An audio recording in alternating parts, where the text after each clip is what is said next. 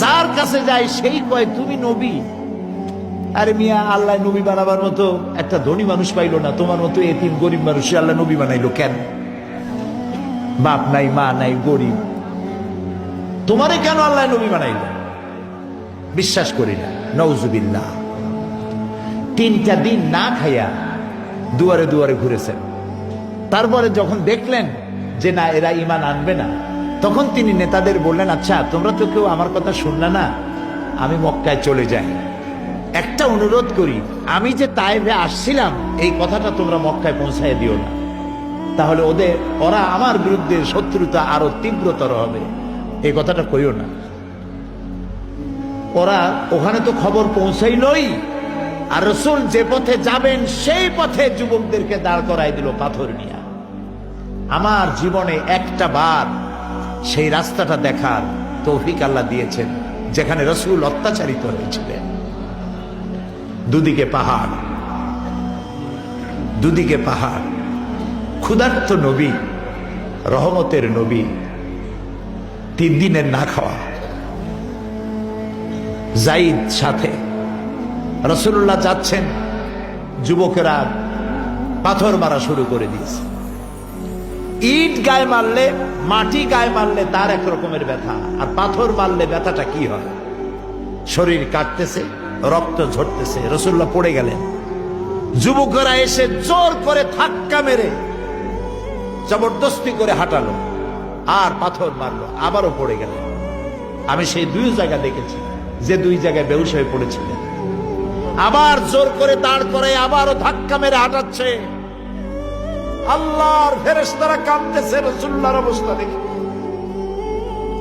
3য়বারের মতো যেখানে তিনি বেহুশ হলেন, সেখানে ছোট্ট একটা মসজিদ আছে ভাঙ্গা, এখানে রাসূলুল্লাহ একদম বেহুশ হয়ে গেলেন, শরীর থেকে রক্ত ঝরতেছে। যখন তিনি হুঁশে এলেন, হযরত জিবরাইল বললেন, ইয়া রাসূলুল্লাহ, আপনার এই কষ্ট দেখে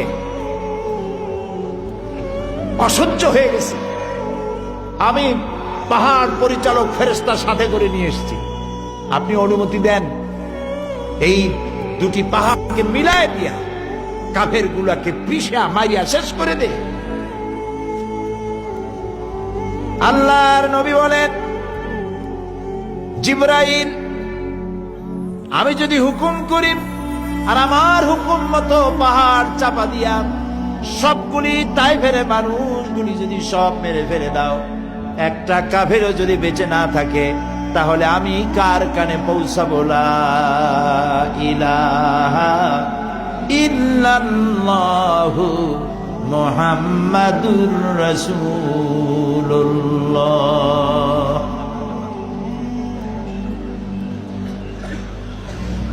একজন লোক রাসূলুল্লাহর এই দুরবস্থা দেখে তার বাগান থেকে 1 গ্লাস আঙ্গুরের রস নিয়ে আসছে, রাসূলের হাতে দিয়ে দিল।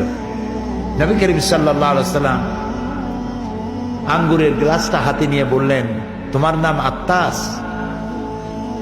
লোকটি বলল, আমার নাম আত্তাস। তোমার বাড়ি ইউনূস আলাইহিস সালামের গ্রামে, সেই এলাকায়? তিনি বললেন, হ্যাঁ।